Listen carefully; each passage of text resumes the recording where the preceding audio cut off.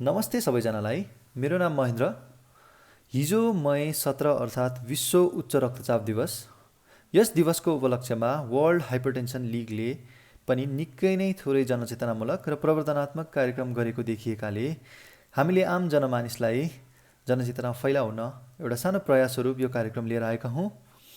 र यस विषयमा आज हामीसँग छलफल गर्न हामीसँग अतिथि हुनुहुन्छ नेसनल मेडिकल कलेजका इन्टर्नल मेडिसिनका चिकित्सक डाक्टर अशरफ हुसैन र हामीसँग हुनुहुन्छ मेरा साथी डाक्टर रामजीराम। स्वागत छ यहाँहरू दुवैजनालाई। डाक्टर अशरफ, हामीले किन विश्व उच्च रक्तचाप दिवस मनाउने र यसबारेको प्रसङ्ग के हो प्रस्ट्याइदिनु हुन यहाँलाई अनुरोध गर्दछु। धन्यवाद छ महेन्द्र पाण्डे भाइ तथा रामजीराम भाइ आजको यस कार्यक्रममा मलाई निम्त्याउनु भएकोमा। सबै दर्शकमाझ मेरो नमस्कार छ। उच्च रक्तचाप एउटा वैश्विक समस्या हो। संसारभरिमा 1 अर्ब भन्दा बढी मान्छेहरू यस रोगबाट ग्रसित हुनुहुन्छ। प्रत्येक 4 मध्ये 1 पुरुष तथा प्रत्येक 5 मध्ये 1 महिला यस रोगबाट ग्रसित हुनुहुन्छ। 2015 मात्रको आँकडालाई ध्यानमा राख्ने हो भने 2015 मा उच्च रक्तचाप र यसबाट उत्पन्न जटिलताबाट 1 करोड भन्दा बढी मान्छेले असामयिक जीवन गुमाउनु परेको थियो। नेपालमा पनि 25% भन्दा बढी मान्छेहरू यस रोगबाट ग्रसित भएको प्रमाणहरू छन्। अधिकांश उच्च रक्तचापबाट ग्रसित व्यक्तिहरूमा रक्तचाप नियन्त्रण बाहिर रहेको कुराहरू पनि शोधहरूबाट आइराखेका छन्। यस्तो वैश्विक समस्या जसबाट विश्वका अधिकांश मान्छेहरू ग्रसित छन् र यसले धेरै मान्छेहरूको ज्यान असमयमै लिइसकेको छ र अधिकांश मान्छेमा नियन्त्रण बाहिर रहेकाले उच्च रक्तचाप सम्बन्धी चेतनामूलक कार्यक्रम तथा सम्पूर्ण व्यक्तिमा यस सम्बन्धी ज्ञान गुण उपलब्ध गराउनका लागि एउटा दिवसको रूपमा उच्च रक्तचाप दिवसलाई विश्व उच्च रक्तचाप लिग अर्थात् वर्ल्ड हाइपरटेन्सन लिगले 2005 को मे महिनाबाट सुरु गरेको हो। प्रत्येक वर्षको मे 17 तारिखलाई उच्च रक्तचाप दिवसका रूपमा मनाइन्छ। तर यसपालि भने कोरोना संकटले गर्दा उच्च रक्तचाप दिवसलाई प्रवर्धन नगर्ने निर्णय गरिएको हो। तथापि उच्च रक्तचाप दिवस 2020 मा आफ्नो रक्तचापको बारेमा जानकारी राखौं, यसलाई नियन्त्रणमा राखौं र लामो समयसम्म बाँचौं भन्ने नारा ल्याइएको छ।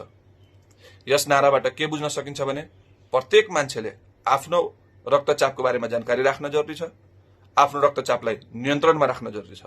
आफ्नो रक्तचापको बारेमा जानकारी राखेर र यसलाई नियन्त्रणमा राख्ने हो भने उच्च रक्तचापबाट हुने असामयिक मृत्युबाट बच्न सकिन्छ भन्ने कुराको सन्देश त्यस नाराले दिन खोजेको छ। जीवनमा सबैजनाले एकचोटि उच्च रक्तचाप सुनेकै हुन्छ। सो यो बारम्बार सुनिने शब्द उच्च रक्तचाप के हो सर, यसबारेमा बुझाइदिनु न एकपटक। यो स्वागत योग्य प्रश्न छ।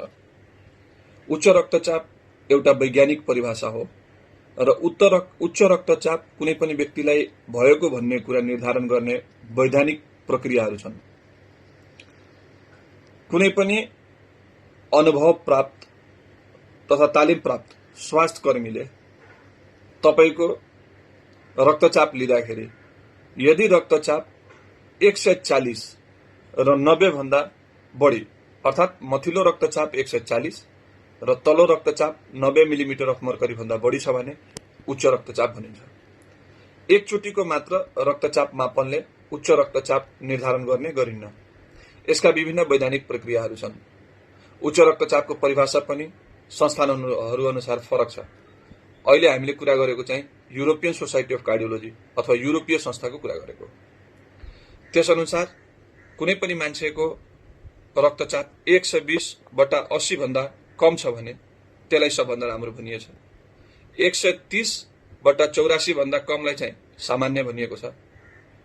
त्यसपछि 139/89 सम्मकोलाई चाहिँ सामान्य तर उच्च भनिएको छ र 140/90 भन्दा बढीलाई चाहिँ उच्च रक्तचाप भनिएको छ। तर यो कुनै पनि बिरामीलाई रक्तचाप भएको भन्ने कुरालाई पुष्टि गर्नलाई चाहिँ वैधानिक प्रक्रियाहरू छन्। अस्पतालमा गएर अथवा स्वास्थ्य संस्थामा गएर रक्तचाप जाँच्ने, घरमै पनि रक्तचाप जाँच्ने र हिडडुल गर्दाखेरि पनि रक्तचाप जाँच्ने विभिन्न प्रक्रियाहरू छन्। त्यसबाट वैधानिक तवरले कुनै पनि मान्छेलाई उच्च रक्तचाप छ छैन भन्ने कुरा निर्धारण गर्न सकिन्छ। तर आम जनमानसले बुझ्ने भाषामा भन्ने हो भने वैधानिक तरिकाबाट तालिम प्राप्त अनुभवी स्वास्थ्यकर्मी मार्फत यदि कुनै पनि व्यक्तिको रक्तचाप 140 मथिल्लो र 90 तल्लो भन्दा बढी छ भने त्यस मान्छेलाई रक्तचाप भएको भन्ने कुरा पुष्टि हुन्छ। धन्यवाद डाक्टर साहब जानकारीका लागि। अब उच्च रक्तचापका कारणहरू के हुन सक्छन् भन्ने बारेमा जानकारी गराइदिनुहोस् न। उच्च रक्तचापको कारक तत्त्वको रूपमा अथवा कारण के हुन् भन्ने कुरामा हामीले उच्च रक्तचापबाट ग्रसित मान्छेहरूलाई या बिरामीहरूलाई भनौँ दुईटा श्रेणीमा विभाजन गर्नुपर्ने हुन्छ। 95% बिरामीहरूमा उच्च रक्तचापको कारण पत्ता लगाउन सकिँदैन अथवा भनौँ त्यस्ता व्यक्तिहरूमा उच्च रक्तचापको कारण पत्ता लगाउन कठिन छ। त्यसलाई हामीले एसेन्सियल हाइपरटेन्सनको रूपमा लिन्छौँ। यस्ता व्यक्तिहरूमा उच्च रक्तचाप हुनुको प्रमुख कारण वंशानुगत मानिन्छ। यसका साथै वातावरणले मान्छेको शरीरमा पार्ने असरहरूलाई समेत यस वर्गीकरणमा सामेल गरिएको छ। बाँकी रहेका 5% बिरामीहरू जो हुनुहुन्छ उहाँहरूमा सेकेन्डरी उच्च रक्तचाप अथवा कारण सहितको उच्च रक्तचापको रूपमा वर्गीकरण गर्न सकिन्छ। यस्ता व्यक्तिहरू प्राय 30 वर्षको कम उमेर 30 वर्षभन्दा पनि कम उमेरमा उच्च रक्तचापबाट ग्रसित हुनुहुन्छ। भनाइको अर्थ के भयो भने कुनै पनि व्यक्तिले यदि 30 वर्षभन्दा कम उमेरमा उच्च रक्तचापबाट ग्रसित हुनुहुन्छ भने यस्ता मान्छेहरूमा कारण खोज्ने प्रयास गर्नुपर्ने हुन्छ। यसका प्रमुख कारणहरूमा मृगौला सम्बन्धी समस्याहरूलाई मान्न सकिन्छ।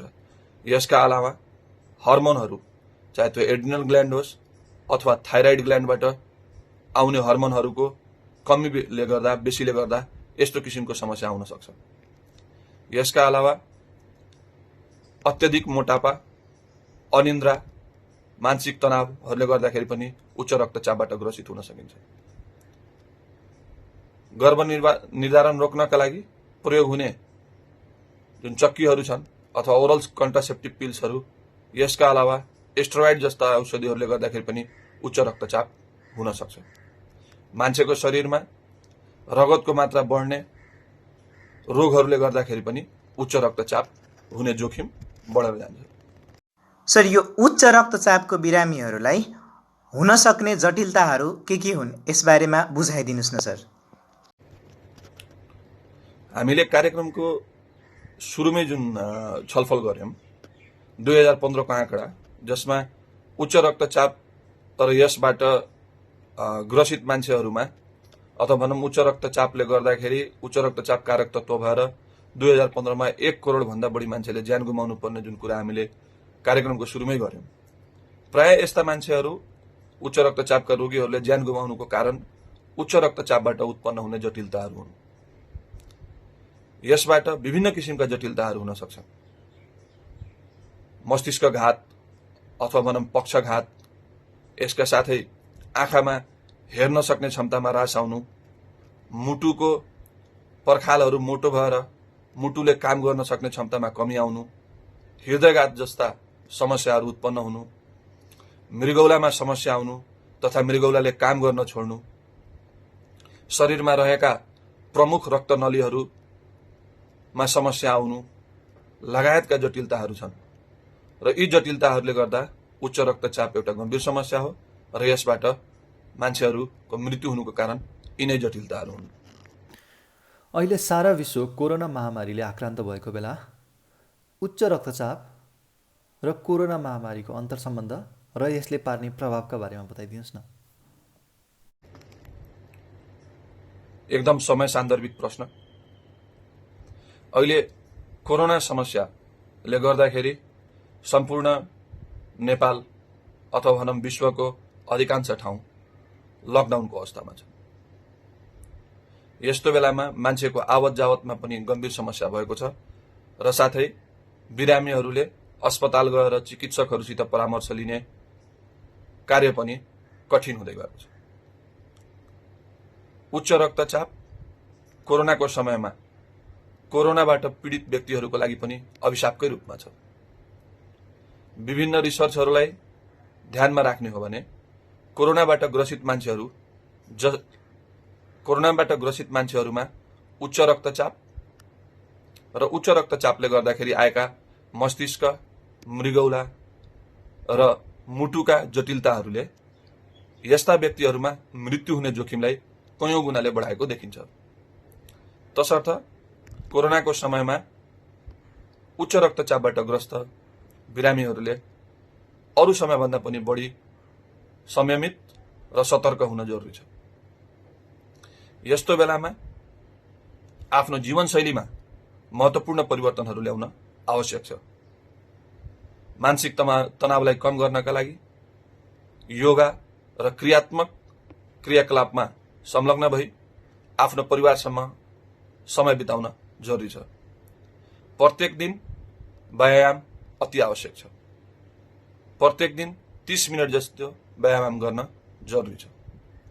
खानपिनमा नुनको मात्रालाई घटाउन जरुरी छ। धूम्रपान र मदिरापानबाट आफूलाई टाढा राखेको धेरै राम्रो। हरियो सागपात, फलफूल, माछा, गेडागुडी इत्यादिको सेवन गर्न जरुरी छ। यसका साथै अत्यधिक बोसो भएका खानेकुराहरू तथा रातो मासु जस्ता खानेकुराहरूबाट आफूलाई टाढा राख्नु जरुरी छ।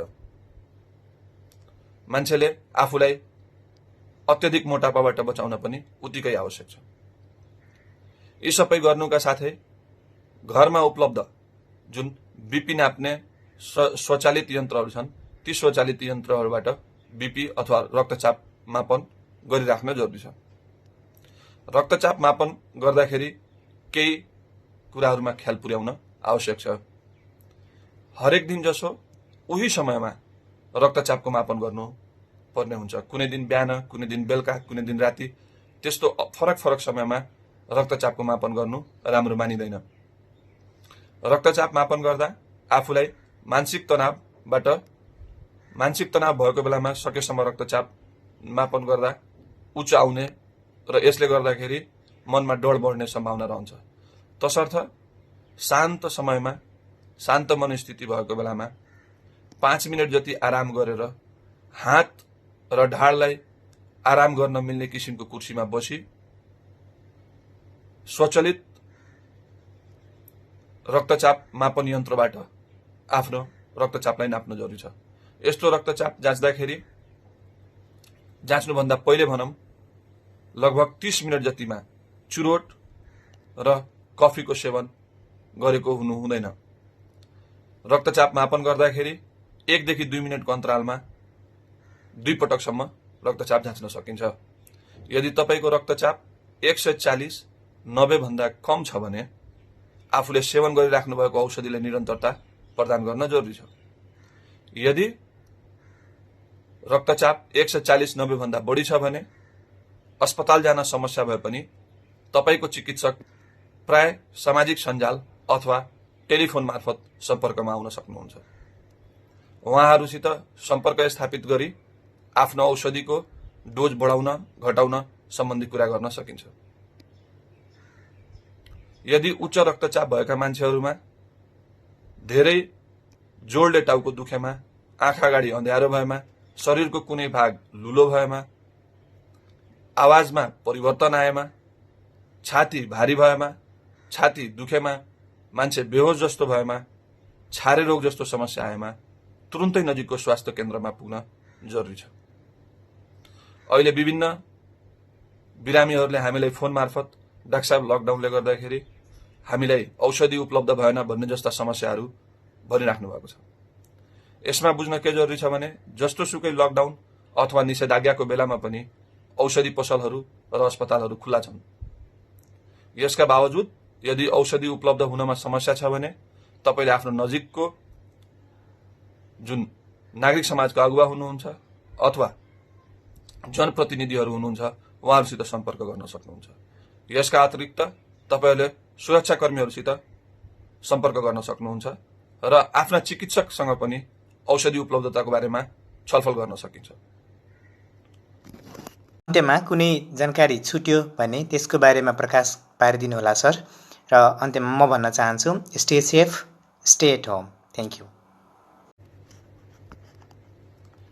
अन्त्यमा म सबै दर्शकमा यही भन्न चाहन्छु, उच्च रक्तचाप भनेको आफैमा एउटा जटिल समस्या हो। यसलाई नियन्त्रणमा राख्न सकिएन भने असमयमै जीवन गुमाउनु पर्नेसम्म समस्या आउन सक्छ। कोरोना संकटका बेलामा उच्च रक्तचापबाट ग्रसित व्यक्तिहरूले अरू समयभन्दा बढी संयमित र बढी सतर्क हुन जरुरी छ।